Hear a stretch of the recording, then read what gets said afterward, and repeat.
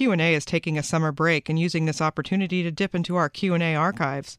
We'll showcase some of the year's programs you might have missed or might want to check out again. Host Susan Swain will introduce this week's selection.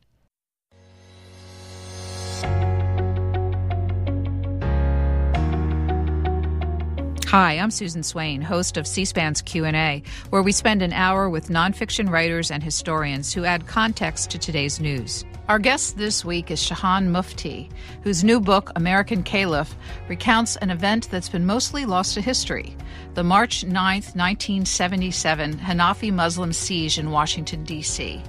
That day, 3 buildings in Washington were seized by 12 Hanafi Movement gunmen and were held for 2 days.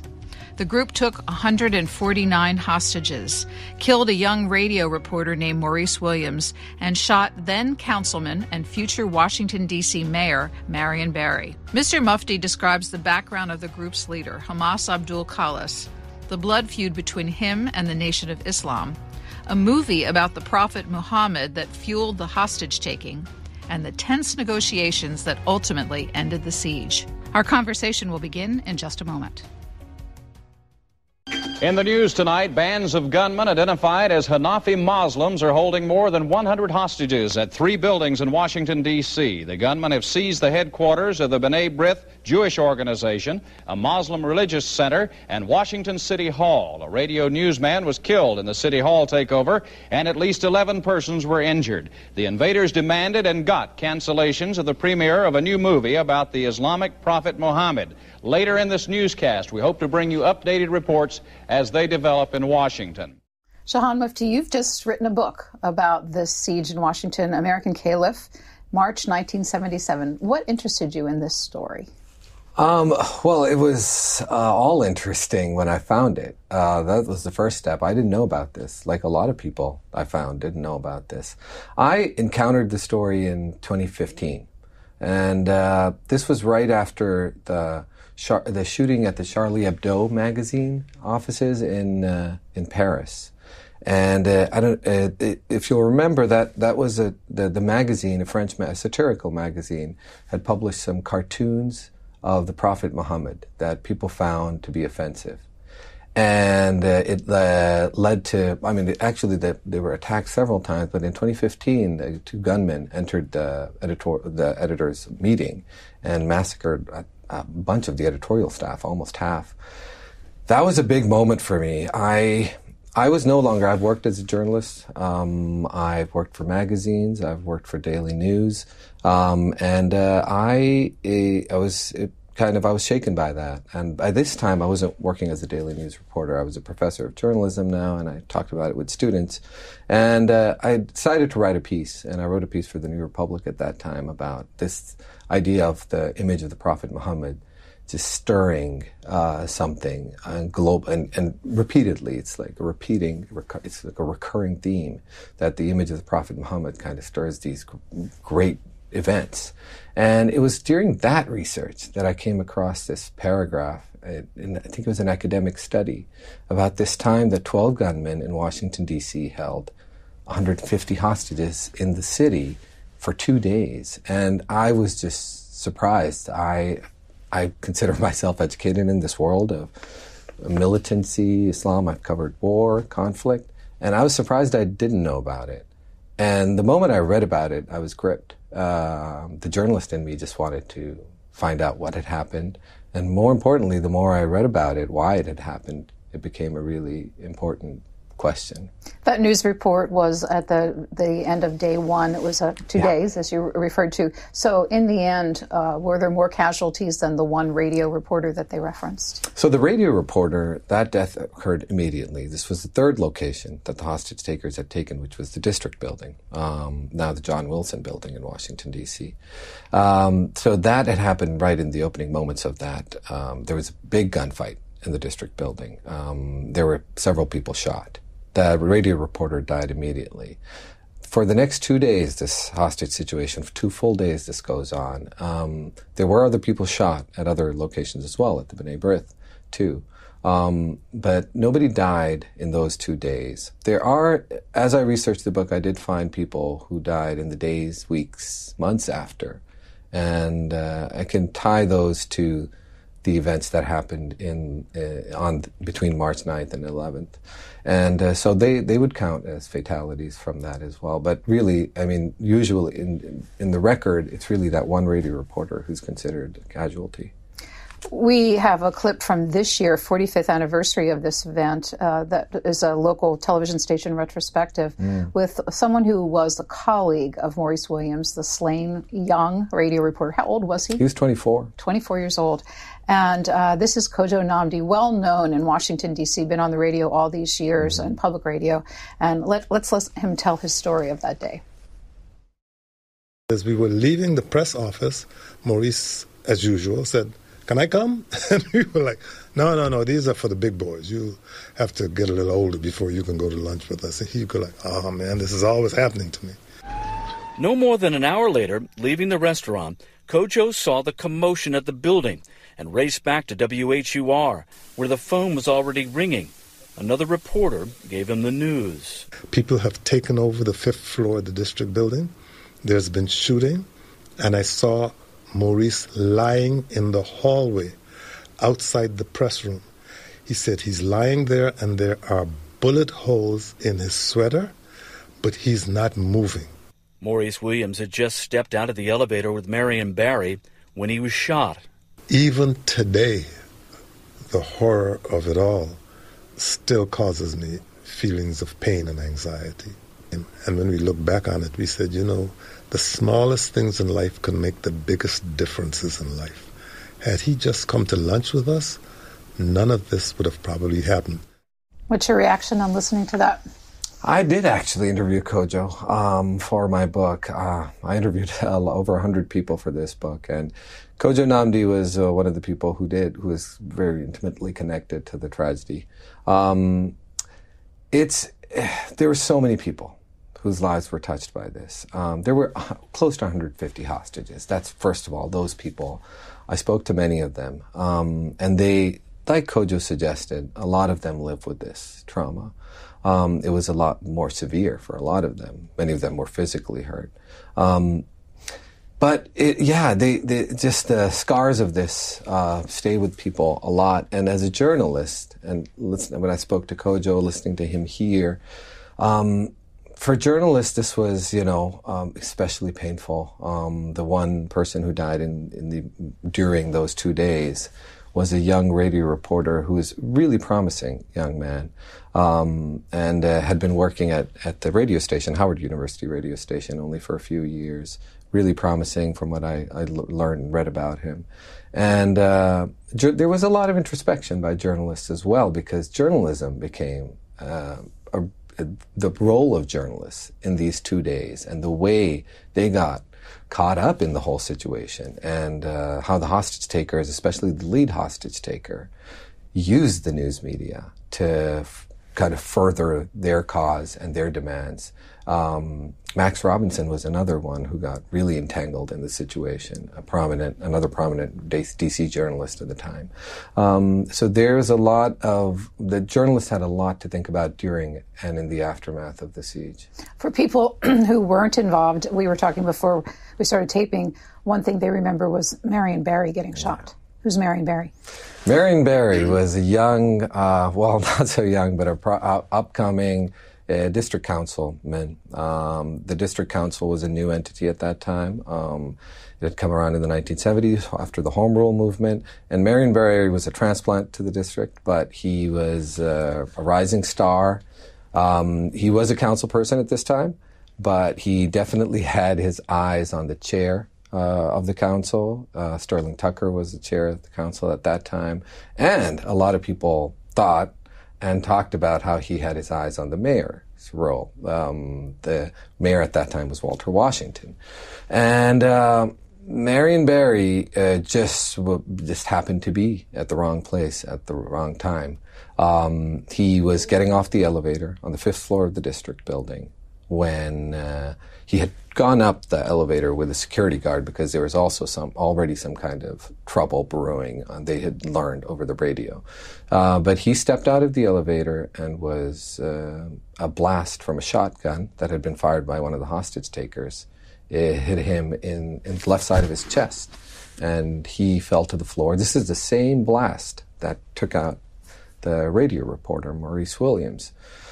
And Marion Barry fell to the floor immediately, bleeding from his chest. But he was. There were 3 people actually on the floor at that moment, bleeding. One was a security guard, Maurice Williams, in the middle, down a long hallway, and then at the other end of the hallway was Marion Barry. He was the only one that moved, and he was able to crawl into the council chambers, and that's where he was evacuated.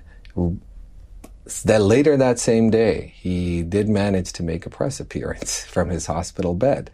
And the front page of the Washington Post the next morning was a picture of a couple of pictures from the siege that had happened that was ongoing.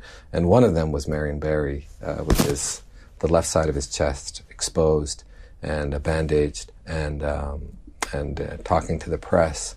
A lot of people I spoke to told me that is when he launched his mayoral campaign. That's when he decided that this was a moment that all eyes were going to be on him.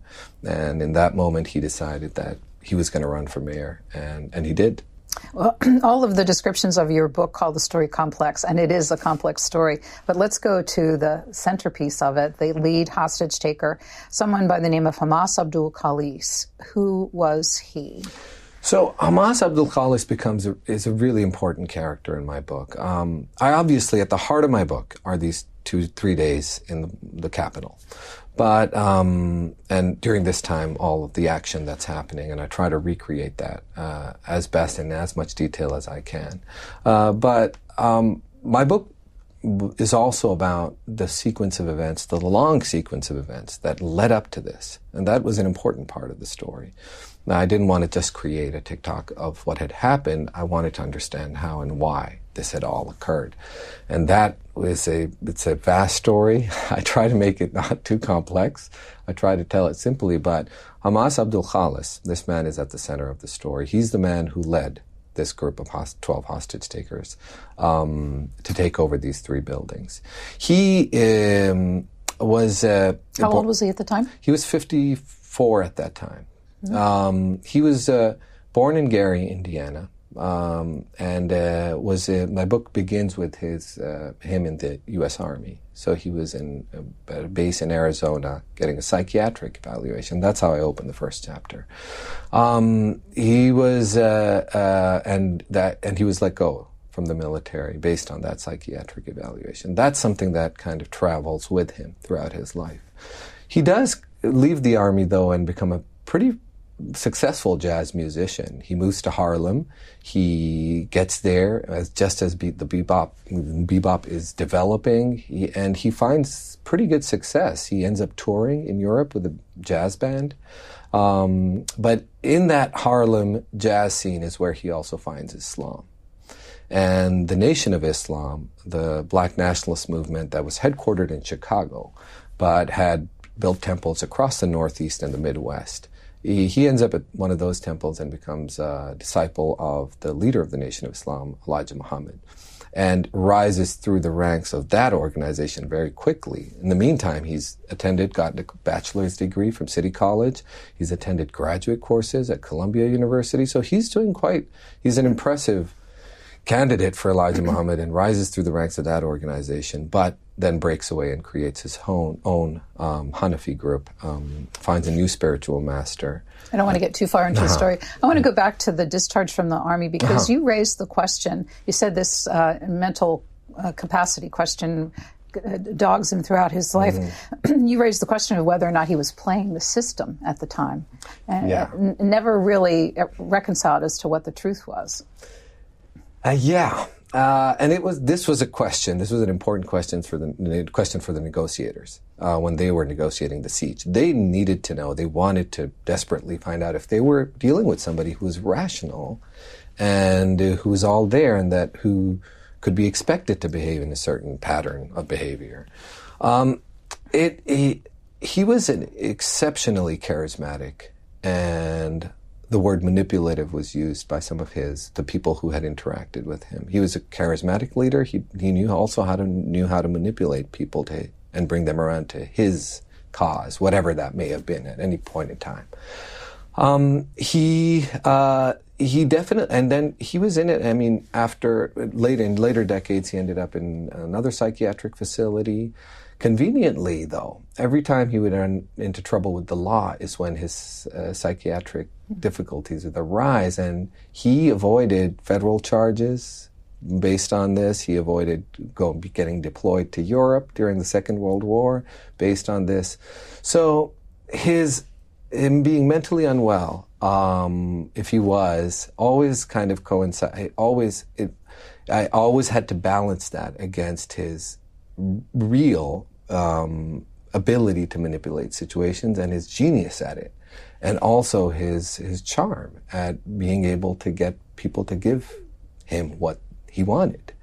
So it is a question that lingers, and by the end of his life, it was a question that was kind of lost. He ended up back in the system, and people no longer really even had those records, and he at the end of his life, he had a lot of psychiatric evaluations throughout his life, but at the end of his life, nobody even thought that he was in any way unwell.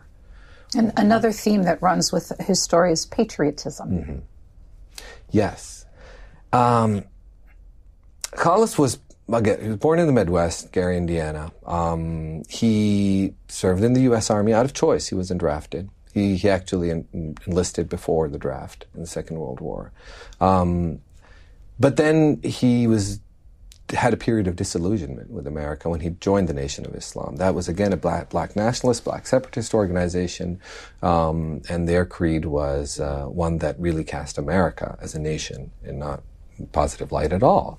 In some ways, it was the enemy.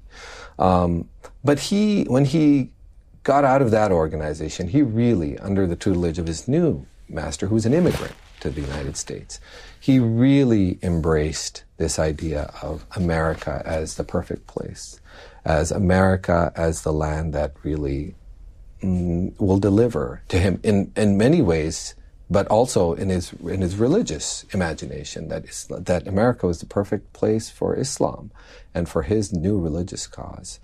So that is something he really held on to, and that is something that got him into trouble with the Nation of Islam, Elijah Muhammad's organization.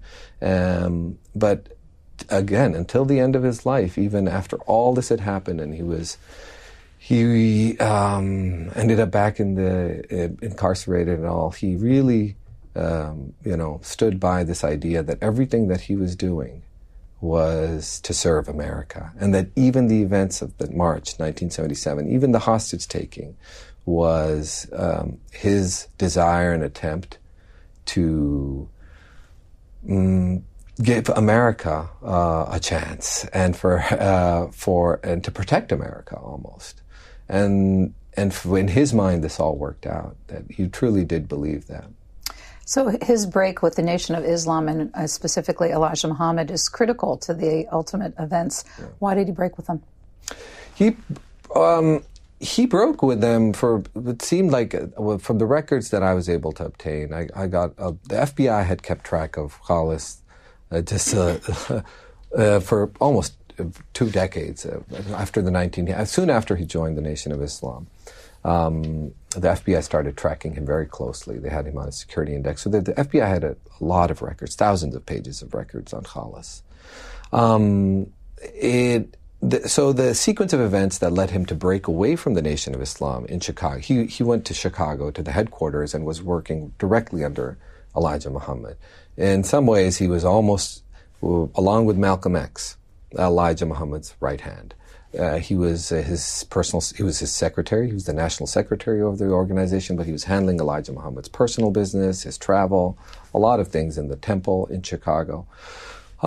He broke away in a courtroom setting in the Nation of Islam temple, where Elijah Muhammad ruled against one of the members of the Nation of Islam, and Khaalis really thought it was an unfair ruling, and decided to pick a fight with the ultimate leader of that organization, and he was ejected very quickly. He had already been butting heads with a lot of people in that organization. He was a really large personality, and he coveted that, he desired that leadership role in the organization, but that was a very tight group of people at the top of that organization, and a lot of people in that organization had identified him as trouble. The top of that organization was really Elijah Muhammad's family, and Khaalis was an outsider. Khaalis took that very personally, that ejection, and when he found his new spiritual master, who kind of showed him the ways of more traditional Sunni Islam, he always positioned himself in opposition to the Nation of Islam. So his new religious beliefs in Sunni Islam were always a way to attack almost the Nation of Islam. So tell me about the Bengali Muslim who became his next mentor, and what it was that appealed to Khaalis about him. He is a fascinating, mysterious character in my book. Dr. Tasibuddin Rahman was his name. I found during the writing and research of this book that this was actually a pretty thriving community of Muslims from the Bengal region of British India. India was still a British colony, and had been for over 100 years. Almost 100 years at this time. And a lot of these people were coming on British vessels and were seamen who were traveling across the world as merchant seamen. And a lot of them ended up in U.S. ports, especially New York. And a lot of them jumped ship in the New York port. And they developed a really thriving community in Harlem during the 1940s and 50s. Dr. Rahman, Khaalis' spiritual leader, he was from that community. And he was a faith healer. He had, some side hustles, but he also worked as a cook at a restaurant. So he's I found ads of his spiritual healing practice in newspapers from the time, in New York local newspapers with the phone number to call if you wanted to be spiritually healed. So a mystic. Very mysterious. I was able to get his immigration file during this research, which had never been seen before. And I was able to find out a lot about him through that. I was able to also track down some of his relatives, his descendants, who live in the U.S. now.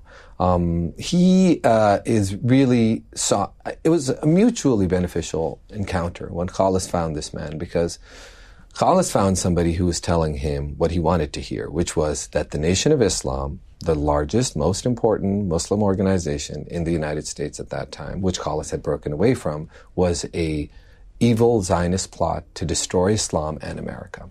And Dr. Rahman found a really young, charismatic young man who had been at the top of the Nation of Islam and was ready to help him bring his message to more people. And so these two men partnered in the late 1950s and through the 60s until Dr. Rahman died, and developed this Hanafi organization together. With the goal of challenging the Nation of Islam for primacy? Yes. Yes. A lot of their plans were built around dethroning Elijah Muhammad and taking leadership of American Islam. And that is part of the reason why the title of the book is American Caliph, is that this is not the only tussle going on for the leadership of Islamic America through the 20th century. And this is just one strand in that story. So Khaalis develops his own sect, essentially, and starts recruiting members. One of the most prominent is a very familiar name to people today, Karim Abdul-Jabbar. That's right. How did they associate, and what did he do within that sect? That's the name that Khaalis gave to Louis Alcindor, who was with the Milwaukee Bucks at that time. Actually, when they met, he was still at UCLA. He was at UCLA and was a very exciting prospect in the professional basketball. It was Khaalis and Karim's father had actually played in the jazz circuit in Harlem together, briefly. They knew each other. And it was after Khaalis' master had died, Dr. Rahman, Khaalis was kind of adrift for a while. At this time, Elijah Muhammad was really rising with one of his proteges, the boxing champion Muhammad Ali. And so once again, it would happen in in opposition to that whole dynamic happening in the Nation of Islam, Khaalis spotted Kareem Abdul-Jabbar on TV one day wearing a pendant during an interview, which was a crescent and a star. And he saw that, and he was immediately intrigued. He wondered where Kareem was getting his Islamic teachings from, and he immediately called Kareem's father, who did not know about Khaalis's plans or his where he had ended up in life at that point, but he relayed the message to Kareem Abdul-Jabbar, who then came and found Khaalis in New York, and that they clicked suddenly, very quickly, and very intensely. And Kareem kind of dropped everything for a while that summer, and kind of just drowned himself in Khaalis's teachings, and he became his spiritual leader. And that is how Kareem came to Sunni Islam, was through the Hanafi organization, Khaalis's organization. Is it safe to say that that Khaalis could not have done what he did to build his group without Kareem Abdul-Jabbar's backing? Oh, Kareem was instrumental in developing the Hanafi. The Hanafi organization was in New York, and it was really running out of Khaalis's apartment where Kareem arrived. He would have, Kareem at this time, soon after they meet, signs a really lucrative contract in the NBA with the Milwaukee Bucks, and he moves to Wisconsin. But he also starts bankrolling the Hanafi. He really truly believed, he was taken by the Sunni Islamic message, and he was a true believer. He found it to be a good balance to the kind of more militant attitude of the Nation of Islam. Kareem found Khaalis's teachings to be patriotic. He found them to be reasonable, and they were based, a lot of them were based in love for all humanity, regardless of race. And Kareem liked those ideas. He genuinely was drawn to those ideas. Anyway, he decided that he would bankroll the operation, basically. And the most fateful decision that the Khaalis and Kareem made together was to move the headquarters of the organization from Harlem to Washington, D.C. And they found a beautiful, beautiful house up on 16th Street here in D.C., 5 miles up the street from the White House in the Shepherd Park neighborhood. It was a very nice mixed neighborhood at that time. A lot of Howard University folks, a lot of journalists, a lot of well-to-do black and white people. And they established the Hanafi headquarters in that house on 16th Street. And still exists today, right? Still exists today. It's right there. And members of the Hanafi community still live there. That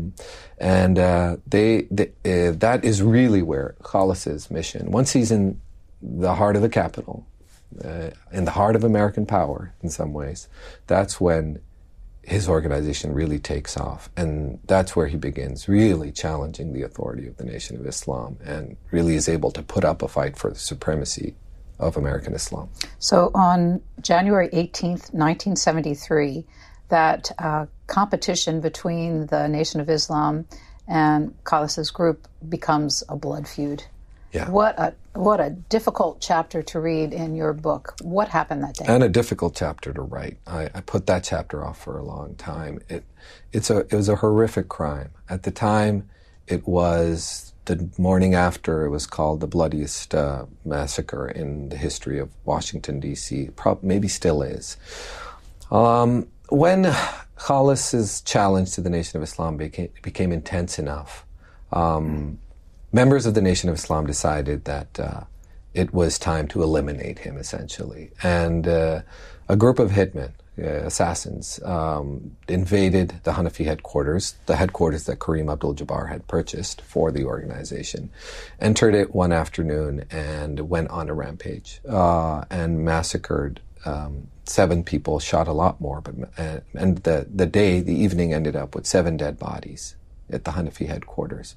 Those dead bodies range from a man in his 30s who was not related to Khaalis, but all other people, the 6 others, were related to Khaalis, including his children, including a 9-day-old child that Khaalis had just had with his second wife, and several other children and grandchildren. Khaalis himself was not at home that day. He was their target, though. He was. And the assassins, after they had left a complete, after the massacre, they had massacred all these people, they stayed around. And with the blood-stained carpets and the blood-stained walls, with people, they were all shot. Some of them drowned in bathtubs. With all these dead bodies around, the assassins sat there for a while until Khalis showed up to that house. And Khalis tussled with one of them, but was able to escape. And then the gunmen ran out. And Khalis then entered his house. And this is, again, January 1973. And then went from room to room, screaming in horror as he encountered bodies of his children and grandchildren. That was really the moment that Khalis cracked in some ways. He changed from the people that I spoke to who were there with him. He was never the same after that. Those events really, in the book, I do draw out how those events, that massacre in 1973, is directly related to the hostage takings in 1977. So we're at the 30-minute point, and I want to make sure we get the bulk of the story and leave enough for people to want to read your book afterwards, because there is much to learn. So we have two of the stools, the three-legged stool, two of the legs, rather, of the stool, that's forming Khalis's mindset, the blood feud between him and the Nation of Islam and the massacre of his family. Right. And both groups had hatred of Zionism. Mm-hmm. And then the third, which you referenced in the beginning, was this film about Muhammad. I want to play a trailer, and you can then tell us how this mixes into the story. Let's watch. Muhammad is a liar. Liar? Where's the lie and where's the truth? When it hasn't been spoken yet. These are Arabs who have betrayed the religion of their fathers. They follow a lunatic they call a prophet. They are led by greed. We are led by God. When you're dead, Hamza, I will cut your heart out. Taste your blood. These are the disciplines the prophet puts upon you. You may not harm a woman, a child, or any old person. Strike only at those who have expelled you, who have stolen your rights and enriched themselves with your possession.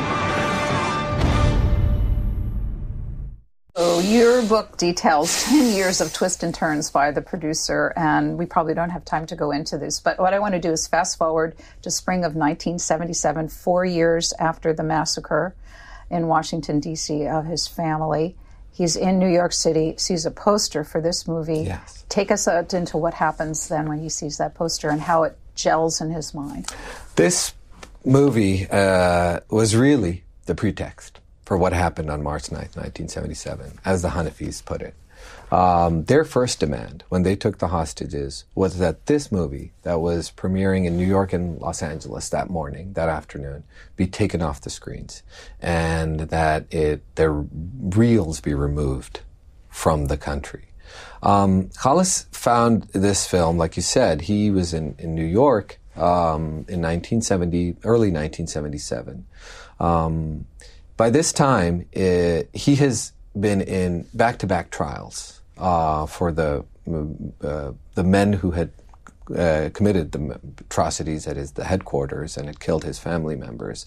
They had been granted new trials. Some of them had never been convicted, but Khalis and his family and that community had been stuck in a series of trials that seemed to be at that point in time going nowhere. Khalis's daughter, who had been shot several times in the head, had been asked to repeat that testimony in front of several juries. So Khalis is in a very strange frame of mind at that time. Kareem Abdul-Jabbar has drifted away from him because of a lot of reasons. And Khalis sees this movie poster. And during the testimony later in the trial for the hostage taking, he said that this was the moment when he decided that he had to do something. In his mind, he saw... So none of the people that we saw in this trailer, just to be clear, are portraying Muhammad, the Islamic prophet. That is a touchy subject in Islamic history, in Muslim societies and Islamic civilization. The image of Prophet Muhammad, just portraying his face is something that is not done. Khaalis believed that in that taboo as well and practiced that taboo as well. When he saw the poster, he interpreted this to be a crossing of that line. He believed that Hollywood, and through its agents like Mustafa Akkad, the Syrian-American director of this film, had decided to desecrate the honor of his prophet, Muhammad. And everything in his mind, his feud with the Nation of Islam, which he believed was also backed by the same agents of the enemies of Islam, the people who in his mind were running the criminal justice system in America, who had failed to deliver justice to him through these trials, the people who ran the Nation of Islam. In his mind, it was all the same forces that were acting against him, and he decided that this film is what he would take a stand on, and he timed the hostage-taking and the siege of Washington, D.C. for the premiere date of this film. There is, though, that is what he said. But I do also believe that he, by this time, had decided that he would exploit some of the divisions within the Muslim world, abroad in Asia and Africa, in the heart of the Middle East, between forces that were supporting this movie project and some conservative clerics who were really opposed to this project. So the Muslim world was gripped with this project the whole decade that it was going on, too. And this project had already caused some trouble in the Middle East and in Asia and South Asia and the Muslim world.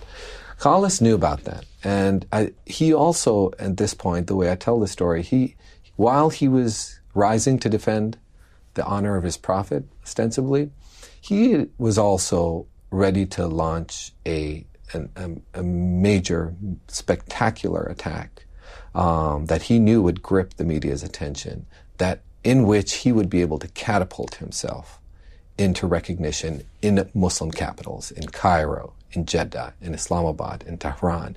He knew that international coverage, if he launched this spectacular attack, that he would be a name recognized also in the Middle East, not just in America, but also abroad, which was a very important piece of the puzzle. So how was he able, you said that he had been under surveillance by the FBI for a while, to build such a cache of weapons at that house 5 miles away from the White House?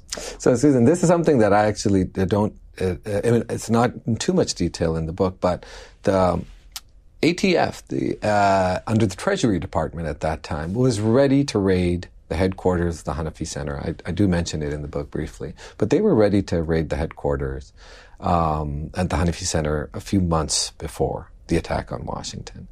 At that, the Hanafis had gone on a spree of buying weapons and ammunition throughout the Washington, D.C., Maryland, Virginia area. They were being tracked. They knew they were, but the Hanafis did not have a history of violence. Khaalis had never really, he had been in trouble with the law. He had tried to rob a bank. He had, he had been on that kind of edge of, doing the illegal, and he had done illegal things, but he had never been violent. And the Hanafis were recognized, even in their immediate neighborhood, and the community was recognized as a healthy community, and nobody was necessarily scared of them. The Justice Department stopped that raid from happening because the Justice Department at that time was trying to prosecute the murders of the Hanafi family. So they needed the cooperation. And it was an interesting moment just months before this siege where the Justice Department and the Treasury discussed this case, and the Justice Department went out and they decided to call off the raid because they truly did not believe that Khaalis or the Hanafis were capable of doing anything truly violent. Although they were storing a lot of weapons in that house. They were. March 9th, 1977, I want to go through the 3 places where members of the sect took hostages. The first step was the B'nai B'rith headquarters. Why there? Well, this was the largest, oldest, most prestigious Jewish service organization in the United States. In Khaalis' mind, of course, there were Zionist forces. Jews of the world that had conspired in a lot of things that had gone wrong in his life. Whether he was looking at it through a rational mind or not is a question. But in his mind, this Jewish organization was his prime target in some ways. How many hostages there? Most of the hostages were at B'nai B'rith, so over 100 hostages were at the B'nai B'rith. And he also used that as his headquarters for the next couple of days. He was part of the party of the Hanafis that ended up at B'nai, that took over that building, the first building they took over on the morning of March 9th. And that is where he created a command center of sorts, and where he was receiving phone calls, making demands, communicating. And while 6 other men in that building, Hanafis, were holding over 100 hostages. Second stage was a group entered the Islamic Center of Washington during prayer time. Right. Why was that a target?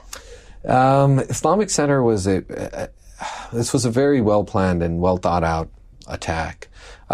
With the Islamic Center attack happened a couple of hours, just as the B'nai B'rith had been fully taken over. The police in Washington, D.C. heard on the radio frequencies about another takeover at the Islamic Center. Nobody connected these at the time. They thought maybe this just a coincidence that 2 places have been taken over. The Islamic Center was really the moment that the Hanafis took over the Islamic Center is where this crisis in Washington, that was very much a local police matter until that point, became an international crisis. Some of the people in in the Islamic Center of Washington held diplomatic status. They specifically targeted the imam of that Islamic Center. And again, with this attack, Khaalis was no longer just talking to the district, no longer simply talking to Washington police. He had suddenly captured the State Department's attention, and the State Department immediately was engaged. He had captured, and more importantly, he had captured the attention of Muslim capitals, where the diplomats, some of them, were from. How many hostages there? There were about 12 hostages at the Islamic Center, mostly Muslim. Of course, B'nai B'rith was mostly Jewish hostages, employees of that organization. Site number 3 was the one we discussed, which is where Maurice Williams lost his life. And Marion the district building. Why with the district building? District of Columbia. The District of Columbia building, John Wilson building now, is a couple of 100 yards from the White House. President Carter, who had been in office all of a month and a bit at that time, could actually see from his residence the 5th floor of the district building, which is what the Hanafis took over. They were, the district building, they were expressing, that was kind of the third prong of the attack, where they were attacking the district for in response to the justice system of the district, Washington, D.C., that had, in their mind, failed to deliver justice to them. They wanted to capture Mayor Walter Washington, but the hostage takers took a wrong turn in the building and ended up on the other side, but still took several employees of the Washington, D.C. city hostage in that building. But that was kind of the most local, in some ways the most local attack, but it was also property on the Federal Triangle. Very important. It was just stone's throw from the Department of Justice. It was surrounded by federal power, including the White House. And so with that third attack, it was definitely not a local district law enforcement situation anymore. The FBI quickly jumped in. President Carter ordered the FBI to start investigating and helping the police, and the matter became of federal concern very quickly. What were his demands? The movie, first demand, and that was the only demand for a while. And it puzzled the negotiators, the police at that time. But quickly, his second demand came out that he was actually looking for the people who had entered the Hanafi headquarters 4 years earlier and massacred the family. Khaalis wanted them delivered to him at B'nai B'rith, and everybody presumed it was to execute them. In his mind, Khaalis' mind, that was the only justice left. That since America had not delivered the justice that he wanted, he would deliver justice. He would, execute justice himself. That was the second demand. And then a third demand emerged which was a demand for $750. And that was one that took me a while to tease out. But that was really a demand. It was a price of, it was a court fee that he had paid at one point in the trial of his family's murders for an outburst that he'd had during the trial against one of the Nation of Islam assassins. And he had to pay a court fee to get that, to just kind of continue the trial. In his mind, that $750, he always, in his mind, that was the price for justice, that he would get that $750 back. There was a fourth demand, though, that emerged at the end of the first day, where Khaalis not only was demanding that the assassins, the gunmen who had entered the headquarters, that they be delivered, but also that Wallace Muhammad, Elijah Muhammad's son, who had taken over the Nation of Islam, the organization, and his star disciple, Muhammad Ali, both also be delivered to him at the B'nai B'rith headquarters. That last demand, I believe, he was improvised because the night was approaching and he knew the morning papers would be running very soon, and I think he wanted some star power to his crisis, and he decided to drag Muhammad Ali into it. Earlier, you mentioned the role of the news media was something that would be examined. Here's our next clip. This is Max Robinson, ABC ultimately anchor, yes. Who was live on the phone with him in the middle of the siege. Yes. So we'll hear Khaalis' voice as well. Let's listen. But once the film is removed from this country, once you are asking that those responsible for the deaths or who killed your children be brought to the B'nai B'rith building. And the ones that killed Malcolm. And the ones that killed Malcolm. That's right. I want them. And you're asking for the $750? I want them. And the $750. And be sure you make on the radio that I've turned down millions of dollars, so it's not the $750, but this dog-ass Judge Braben, he hold me in contempt of court because I charged the murderers that murder my babies. Now, what do you think about that? And you think I'm going to roll over and play dead? What do you think I am? Some kind of jokester? I take my faith serious. So we have just about 12 minutes left in our conversation here. So what was a journalism professor, when you looked back at the role that journalists played in this 48 hours, what were your conclusions? Max Robinson emerged as a really important character for me. I felt a kinship with him. He's a journalist he's a big journalist character in my book. He got roped in, the worst of all, into this whole hostage situation. Actually, after this phone call ended, he started receiving threatening phone calls. He had to go into hiding that night, emerged from that hiding the next morning, went straight to the Hanafi headquarters and did a piece to the camera there, a very sympathetic piece, actually, to the Hanafis, which he later reflected on later in life as well, and got some criticism for at that time. The news media, we have to understand, this is perhaps the first real live terrorist attack or militant attack in the United States that was covered live. The electronic news gathering vans were now technology that was available at local level in the affiliate stations here in Washington, D.C. and a lot of cities. So this hostage situation, this siege on the Capitol, was being broadcast live. And it also made the evening news on all the big networks. The media were a really important piece of the puzzle for Khaalis from his perspective. He knew that he very quickly went on the phone lines. He knew he had a plan to engage the news media. He was taking phone calls. He was making phone calls out there, making sure that the news of the Capitol, the siege, was kind of wall-to-wall coverage all across the country. Journalists did not have a code of ethics or have much practice around how to deal with a hostage situation, a terrorist attacks, where demands were being relayed through them to negotiators, to law enforcement. The journalists were coming up with solutions and ideas, and sometimes really bad ideas, on the spot, on the fly. It was breaking news. There wasn't a lot of time for reflection or coverage, or consideration, and there were a lot of moments in this. When I spoke to the negotiators, who were the police chief included, and FBI negotiators, others from intelligence agencies, some of the most precarious moments that they remember that they pointed out from that 2-day period were when something happened on TV. And that trailer that we just watched of the movie, about a few seconds of that movie had played at a television station. A television station had just decided to broadcast that.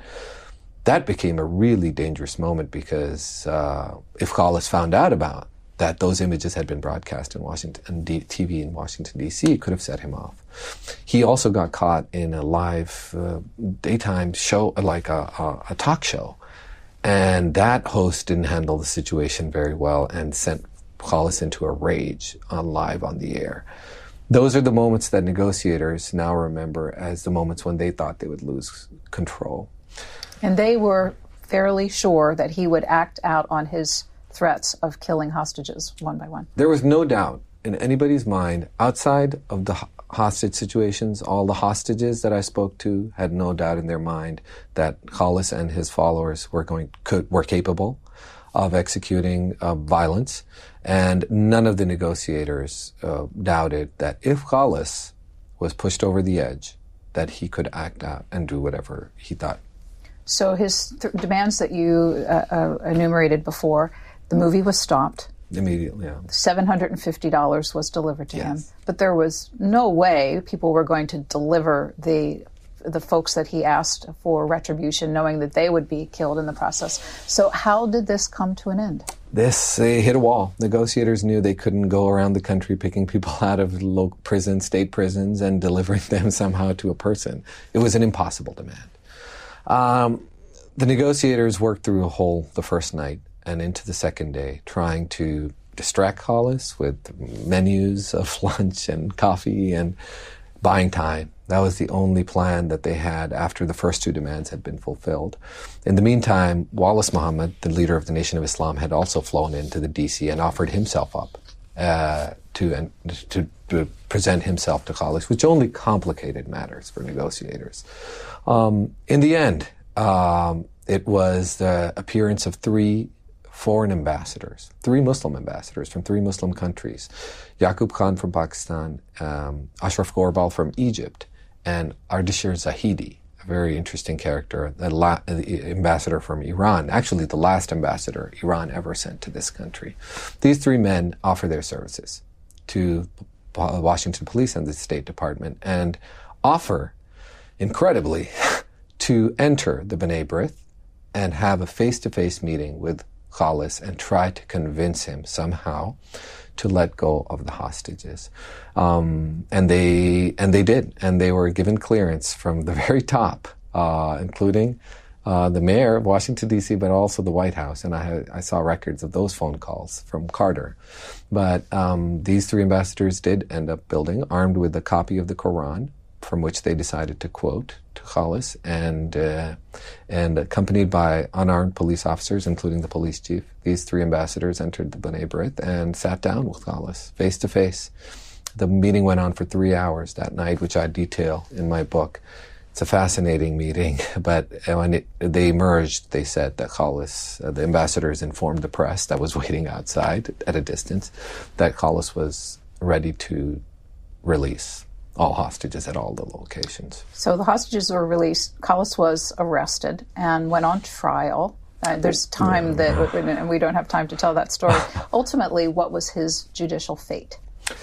Khaalis was, after being released, he was arrested again and went to trial. And he was charged under Washington, D.C. crimes, but they were prosecuted by the Department of Justice and U.S. attorneys. And they were able to present a case for a vast conspiracy against all. There was only one location where there had been a death in the district building, but that was a first-degree murder charge for the shooter. But they were also, through conspiracy charges, they were able to tie in all the Hanafis at all locations. They had to prove that this was a planned attack, a premeditated attack, and that all Hanafis had to be held responsible for the shots fired in the district building that led to the death of Maurice Williams. prosecutors were able to do that eventually. In the summer of 1977, the trial was elaborate. It was huge. It was one of the biggest that Washington And rapid. I mean, it was really only months after the events. Oh, yes. Months after. And only matched in size and scale to the Hanafi the massacre trial that had happened in D.C. 4 years early. But this time, Khaalis was on trial. And they presented a defense, the Hanafis, which some thought was interesting defense. They almost used a religious defense, that this was all to defend the prophet of the the honor of the Islamic prophet. But the jury decided that they decided to convict all 12 Hanafi men of various charges. He spent the rest of his life in jail? He spent the rest of his life in jail. In the end of the book, I do describe his experiences after 9/11. During 9/11, he was in Washington D.C. prison, in Lorton Prison, when the plane struck the Pentagon here, and I figured that actually the plane flew over his prison. So in the couple of minutes we have left, I wanted to tie this all together and ask, is this just a fascinating snapshot in time, or are there some lessons to be drawn about contemporary society that we should be aware of? I'm a journalist, so I'm always thinking about the now, and I was throughout this story. I was working on this book during very interesting and exciting times in this country. Very, very interesting times. I worked on this book signed the contract for this book during the Obama administration, worked on it through the Trump administration, through the Muslim ban talk, through the January 6th siege, through the Black Lives Matter movement. I viewed a lot of the events of the past 6-7 years through the lens of my book, and there is a lot in here that helped me understand what was going on around us. And, it's beyond just kind of the obvious things like the tensions between Muslims and non-Muslims and Muslims in this country, and this image of the Islamic prophet as something that triggers conflict. There's a lot about America. The book is called American Caliph. It is, and it really unfolds the events that lead up to the events in Washington, D.C. These events unfold all across the country. I'm following a director in Hollywood. I'm following Khaalis from the Midwest to Harlem. There is a lot that happens in this book that helped me understand what has been happening in America for the past 6 years. The criminal justice system failing people's anxieties, frustrations with the American government, with what is being delivered and not being delivered to them. These are all themes that are strong in my book, and I do hope that other people see what I saw during the process of writing this book. Is there you did so much research, and one wonders how you managed with thousands of pages of individual documents to organize all of it, but is there one thing that you remember saying, this helps me understand it all, one piece of evidence that you found that made the whole thing come together? Well, I guess, the transcripts. I was able to, this is kind of a reporting triumph of mine, but I was able to locate the transcript of the entire the trial that happened after the siege. This has been lost. It does not exist in the public record anymore. But I was able to find one person who had held on to the entire transcript of the entire 1977 trial of the Washington siege, which it happened to be in a damp garage. It was kind of not doing well, but it was all there. It was thousands of pages. It surprised me that you reported that a federal court actually intentionally destroyed records. Well, routine record retention policies.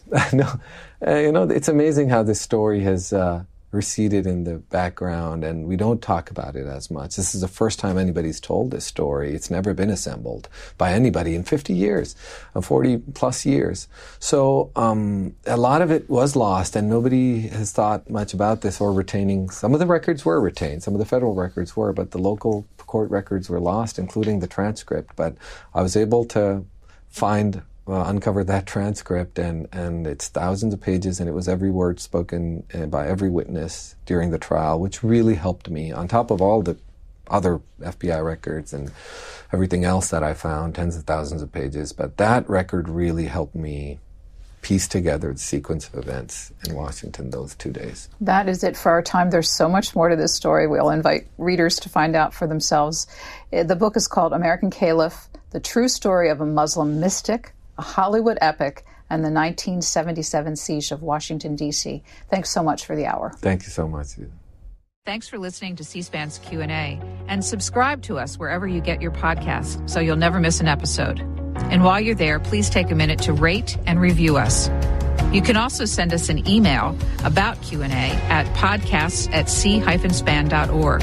Send me your questions, your comments, or ideas. Your feedback is welcome.